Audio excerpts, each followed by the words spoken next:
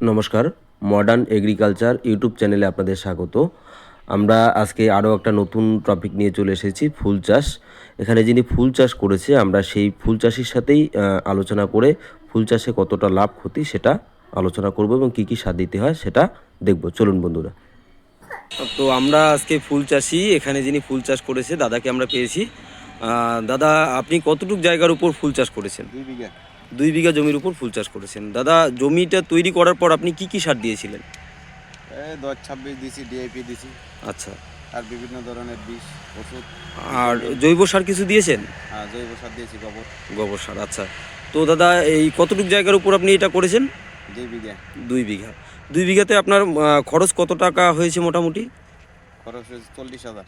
40,000 টাকার মতো খরচ হয়েছে। আর দাদা, বিক্রি করার পর আপনার টোটাল মানে কীরকম বিক্রি হতে পারে?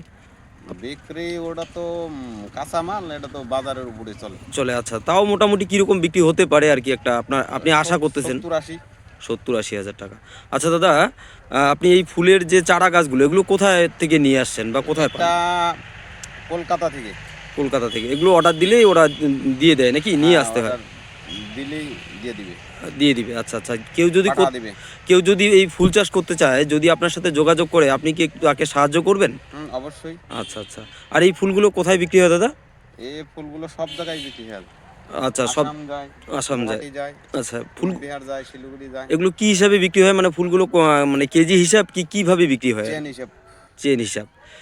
আচ্ছা, কেউ যদি আপনাকে বস্তা প্যাকিং করে আপনাকে দেয়, মানে কেউ চাষ করলো করে আপনাকে দেয়, আপনি সেটা কি বিক্রির ব্যবস্থা করে দিতে পারবেন? যদি চাহিদা থাকে তাহলে করতে পারবো। আচ্ছা দাদা, আপনাকে অসংখ্য ধন্যবাদ আমাদের চ্যানেলের পক্ষ থেকে।